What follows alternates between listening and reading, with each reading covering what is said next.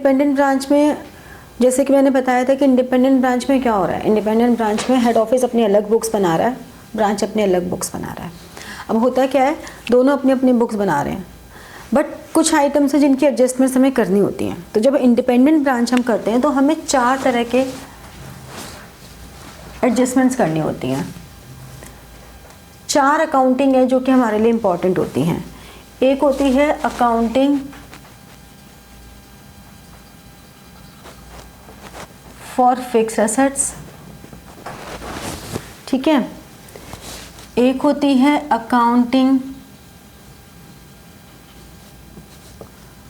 For head office expenses, जो head office ने common expenses किए हैं और वो चार्ज करेगा ब्रांच को। एक होती है inter branch transactions,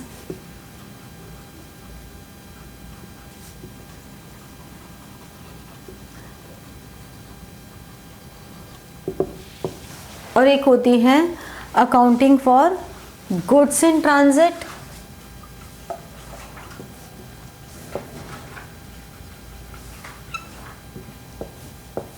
and cash in transit. ये 4 अकाउंटिंग है, accounting for fix assets, accounting for head office expenses charge to branch, and accounting inter branch transactions, and accounting for goods in transit and cash in transit. ये 4 हमारे पास है, ठीक है। अब यहाँ से स्टार्ट करते हैं पीछे से। जो हमारी goods in transit and cash in transit है, इसमें अगर हमारी बुक्स ऑफ हेड ऑफिस है तो उसमें ब्रांच का अकाउंट ओपन करते हैं, और अगर बुक्स ऑफ ब्रांच है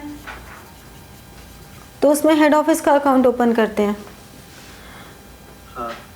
दोनों के लिए ही अगर हेड ऑफिस ने कुछ गुड्स या कैश ब्रांच को भेजा या ब्रांच ने कुछ गुड्स या कैश हेड ऑफिस को भेजा, तो दोनों के लिए है तो वो असेट ही, और दूसरा बंदा गिवर है, क्योंकि दोनों का जो रिलेशन है वो डेटर एंड क्रेडिटर का होता है। जब हम इंडिपेंडेंट बुक्स बना रहे हैं तो दोनों डेटर एंड क्रेडिटर वाला रोल प्ले कर रहे हैं। तो इसकी बुक्स में क्या रहेगा, goods in transit debited, cash in transit debited to branch. अब हमें ब्रांच अकाउंट लिखना है या ब्रांच करंट अकाउंट लिखना है, ये डिपेंड करता है कि हमें क्वेश्चन क्या कह रहा है। अगर क्वेश्चन ये कह रहा है कि prepare branch account in the books of head office, तो हम ब्रांच लिख देंगे, और अगर नाम दिया हुआ है ब्रांच का कि कानपुर ब्रांच है, दिल्ली ब्रांच है, मुंबई ब्रांच है, गोवा ब्रांच है, तो उस ब्रांच का नाम प्रीफिक्स में डाल देंगे, ठीक है। अगर हमें बोल रहा है कि प्रिपेयर ब्रांच करंट अकाउंट, तो हम ब्रांच करंट अकाउंट ओपन करेंगे। तो वो कौन से अकाउंटिंग सिस्टम को फॉलो कर रहे हैं, हम वही यहाँ पे फॉलो कर लेंगे। ब्रांच अपने बुक्स में क्या करेगा, goods in transit debited, cash in transit debited to head office. इसने ये कर दिया, क्योंकि दोनों के लिए ही दूसरी पार्टी गिवर है, तभी तो वो इन ट्रांजिट है। जब उन्होंने पे किया है, मान लो ब्रांच पे कर रही है, तो ब्रांच अपनी बुक्स में सिंपल लिख देगा हेड ऑफिस टू कैश या head office to bank, simple है ना। लेकिन हेड ऑफिस के लिए वो इन ट्रांजिट होगा ना। अगर हेड ऑफिस ने ब्रांच को कुछ पे किया है तो हेड ऑफिस अपने बुक्स में डायरेक्टली डाल देगा branch to cash, branch to bank, branch to goods and to branch. तो अल्टीमेटली जब वो लोग भेज रहे हैं तब तो उनकी बुक्स में एंट्री हो गई, उसमें इन ट्रांजिट का कोई स्कोप ही नहीं है। इन ट्रांजिट का स्कोप ही तब है जब आ रही है, तो दोनों के लिए वो असेट्स होगा, और ब्रांच या हेड ऑफिस जो भी जिसकी बुक्स बना रहे हैं अपोजिट पार्टी क्रेडिट हो जाएगी, because that is the giver. तो ये दोनों हमारे लिए गिवर हो गए। तो इसमें कभी कोई कंफ्यूजन नहीं है कि इन ट्रांजिट कभी क्रेडिट हो सकता है, इन ट्रांजिट डेबिट ही होगा, चाहे वो गुड्स हो चाहे वो कैश हो, ठीक है। अगर इंटर ब्रांच ट्रांजैक्शंस की बात करें, यानी कि हमारे पास एक ब्रांच है जयपुर में, एक ब्रांच है दिल्ली में। अब इन दोनों के बीच की ट्रांजैक्शन हो रही है, तो दोनों के बीच की ट्रांजैक्शन में क्या होगा, अगर गुड्स भेजे हैं, जयपुर ब्रांच ने गुड्स सेंड किए टू दिल्ली ब्रांच, तो हेड ऑफिस के बुक्स में क्या होगा, receiver, debit the receiver, credit the giver, Delhi branch to Jaipur branch.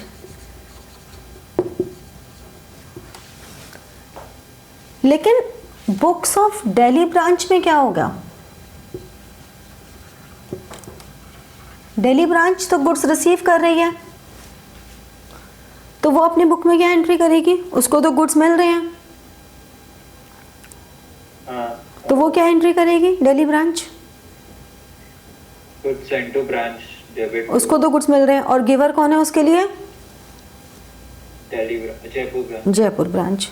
ठीक है, तो हेड ऑफिस के हिसाब से कर देंगे क्या, goods send to Jaipur branch. अब यहाँ पे इस ब्रांच की डिस्क्रिप्शन है, ये जो दिल्ली ब्रांच है ये जयपुर ब्रांच का अकाउंट से करना चाहती है या हेड ऑफिस के पॉइंट से करना चाहती है। अगर वो हेड ऑफिस के पॉइंट से करेगी तो भी उसको ही मेंशन तो करना पड़ेगा कि जयपुर ब्रांच है, मतलब उसे एक अलग से हिसाब तो रखना ही पड़ेगा कि जयपुर ब्रांच से उसने इतने गुड्स मंगाए हैं। ऐसा तो नहीं वो कर सकती कि सारा हेड ऑफिस ही करेगा, क्योंकि हेड ऑफिस तो अपनी बुक्स मेंटेन यहाँ पे कर रहा है, हेड ऑफिस ने तो अपने यहाँ पे दिखा दिया दोनों ब्रांचेस का अकाउंट। ठीक है, ऐसे ही अगर हम जयपुर ब्रांच की बात करें,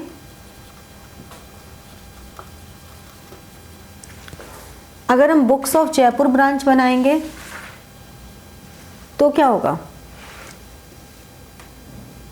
उसके लिए तो रिसीविंग ब्रांच दिल्ली है, goods send to branch credit हो जाएगा, तो Delhi branch to goods send to branch या हेड ऑफिस।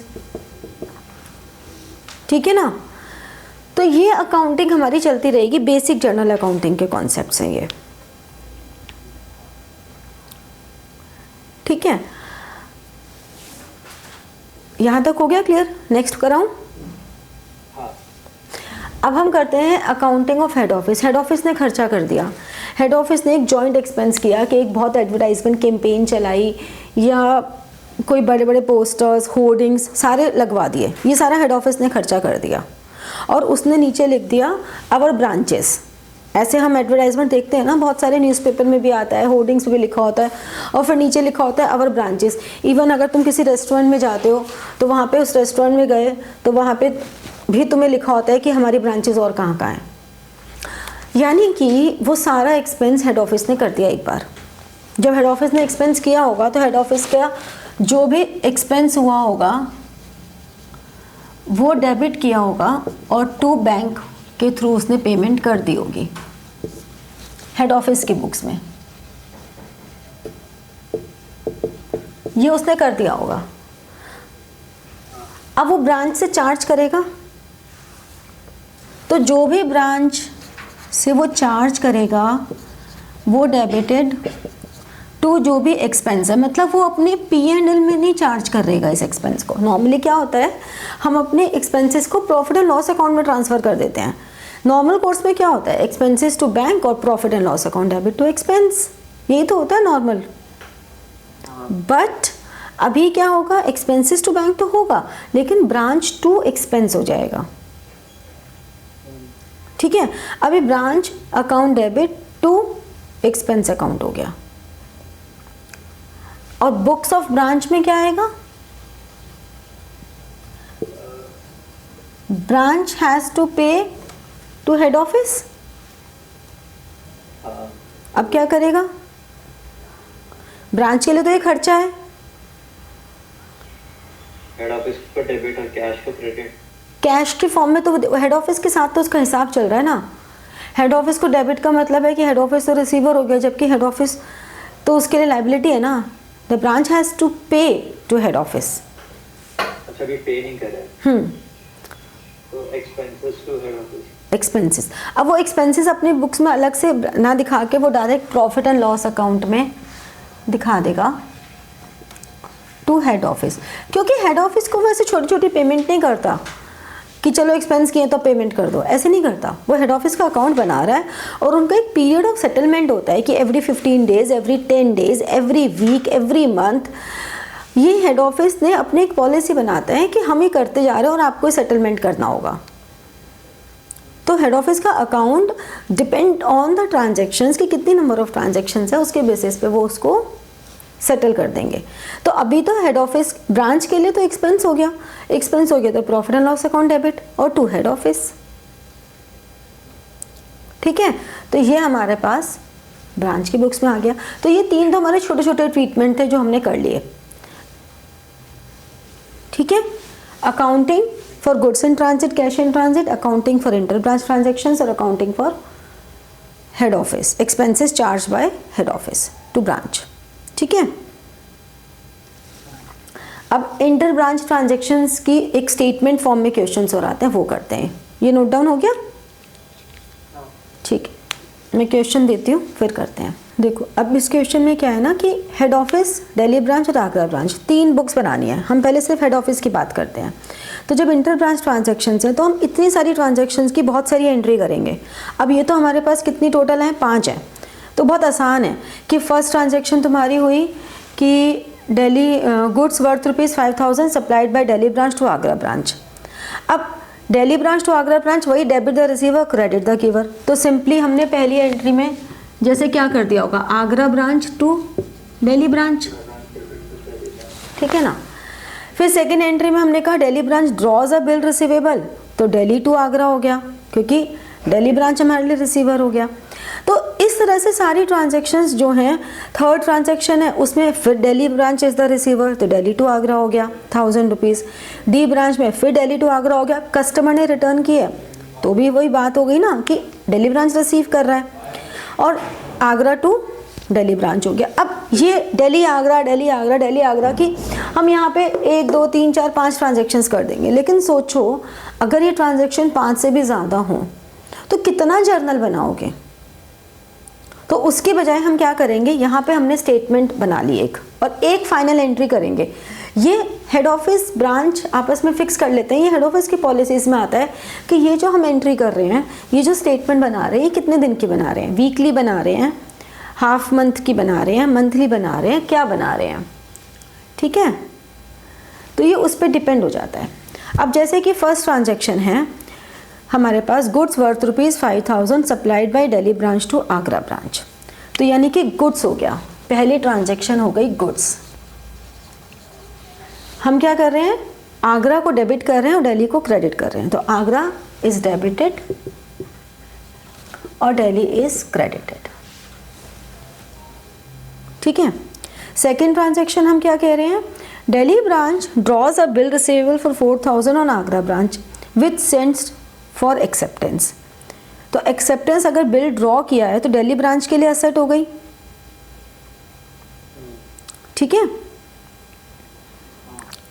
भाई, फर्स्ट ट्रांजैक्शन में तुम्हारे पास किसने सप्लाई की थी, दिल्ली ब्रांच ने सप्लाई की थी।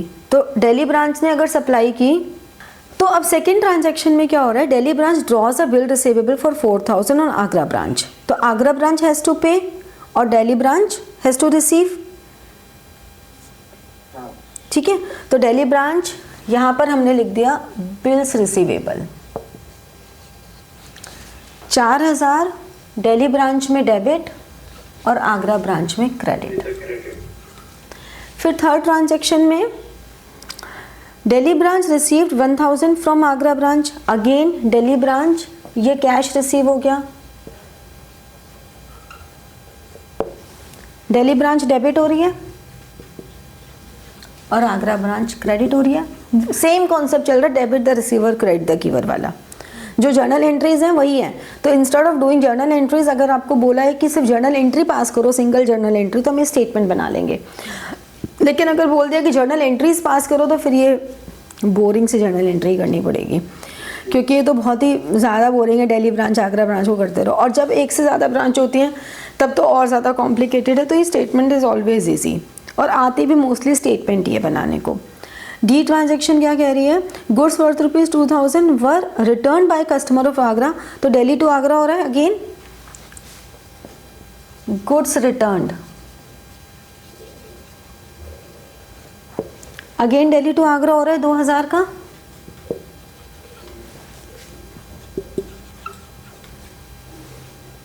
और फिर Agra branch collect 2000 from a customer, तो आगरा टू दिल्ली हो गया, कैश कलेक्टेड कितना अमाउंट है 2000 का,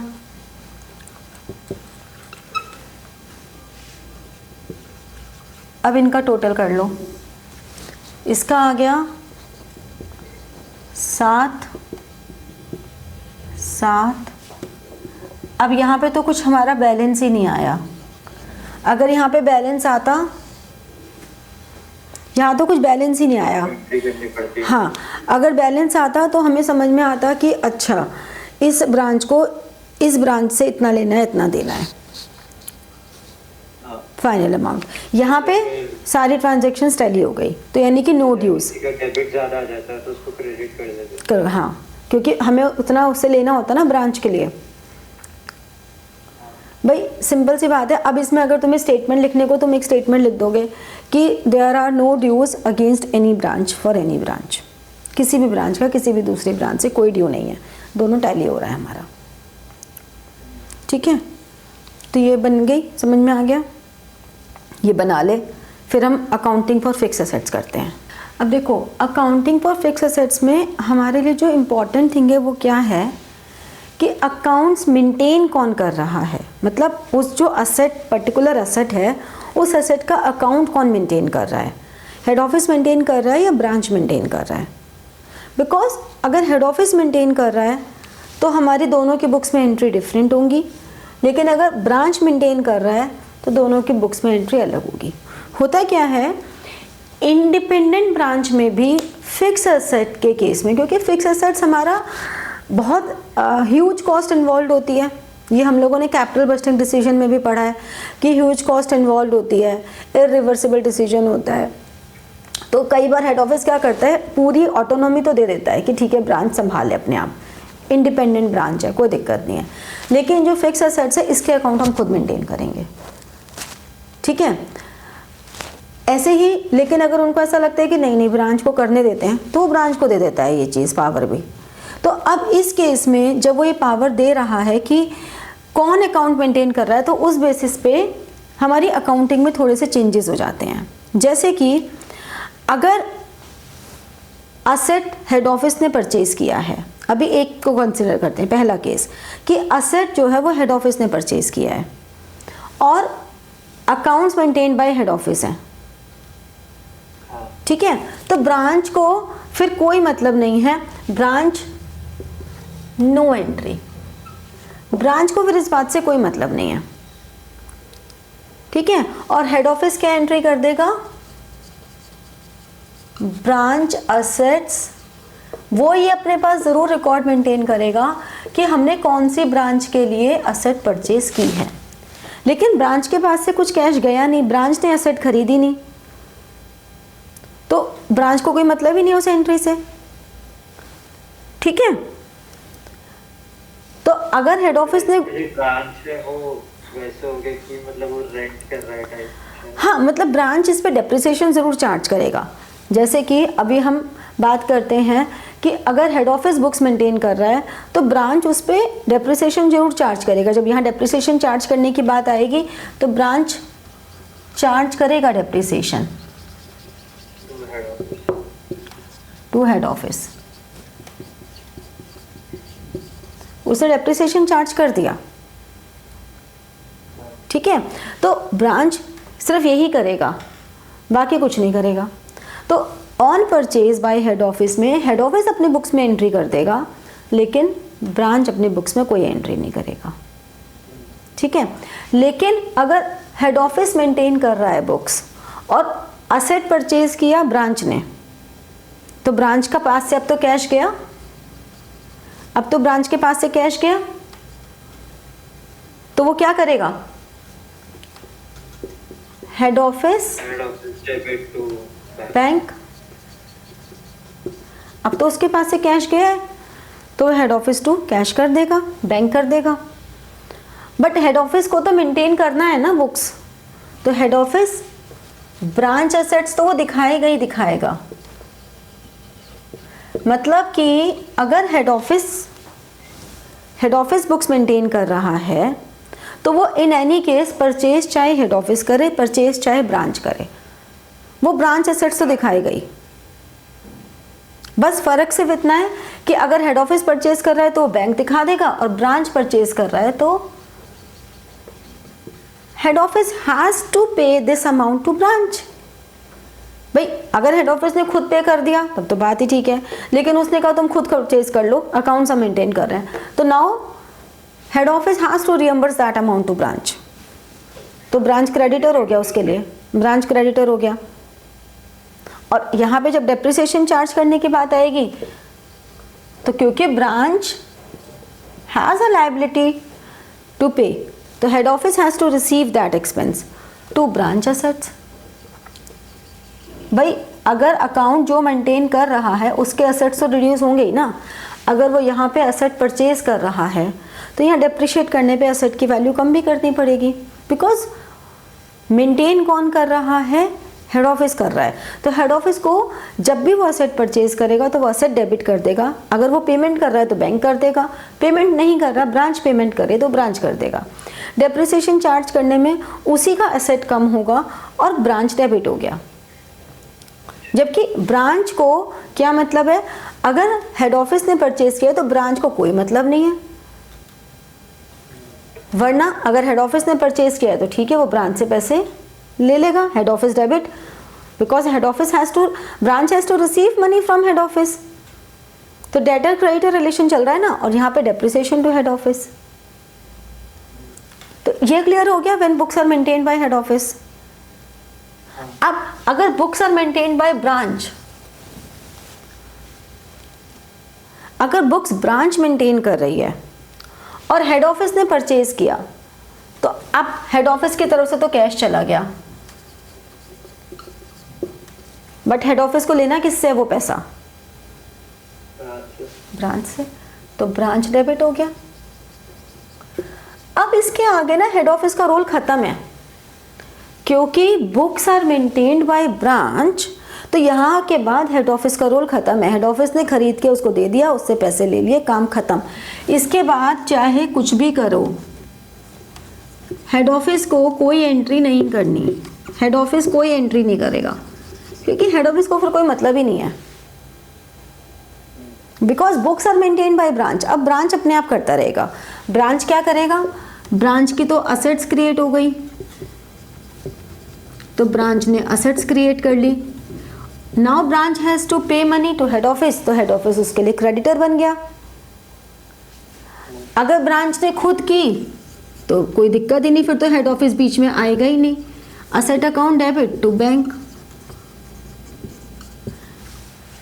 डेप्रिसिएशन की भी नॉर्मल एंट्री हो गई फिर तो। भाई अब तो बुक्स ही मेंटेन ब्रांच कर रहा है ना, तो अब तो नॉर्मल केस हो गया कि अगर ब्रांच बुक्स मेंटेन कर रहा है तो सिंपल सी बात है, यहाँ असेट अकाउंट डेबिट हो गई होगा। हेड ऑफिस पे कर रहा है तो उसने हेड ऑफिस को क्रेडिट कर दिया, खुद पे कर रहा है तो खुद कर दिया। डेप्रिसिएशन भी नॉर्मल डेप्रिसिएशन की एंट्री कर देगा। बुक्स अगर उस असेट की हेड ऑफिस मेंटेन करता है तब हमारे लिए एक कॉम्प्लिकेटेड इशू आता है कि कैसे मेंटेन करना है। अगर बुक्स ब्रांच मेंटेन कर रहा है तो उसी की एसेट है, वही मेंटेन कर रहा है, बात ही खत्म। भाई तेरे हिसाब किताब तू रख रहा है तब तो तू जैसे मर्जी रख ले, मैं रख लूंगी तो फिर मुझे दिखाना पड़ेगा ना, अच्छा मुझे इसका भी हिसाब रखना है, इसका भी रखना है, इसका भी रखना है, इसका भी रखना है, ठीक है। तो बेसिकली ध्यान क्या रखना है, अब ये एमसीक्यू वाला पॉइंट आता है कि depreciation account is always open in branch account only. तुम देखो डेप्रिसिएशन अकाउंट यहाँ पे भी ब्रांच में आया है, वहाँ पे भी ब्रांच में आया है। Depreciation account is not open in the books of head office. ये तुम्हारा अब एमसीक्यू का क्वेश्चन निकल कर आ गया कि एक सिंगल ऐसा ही अकाउंट है जो कि हेड ऑफिस नहीं करेगा ब्रांच के लिए, वो अपने एसेट्स के लिए करेगा, ब्रांच के एसेट्स के लिए नहीं करेगा,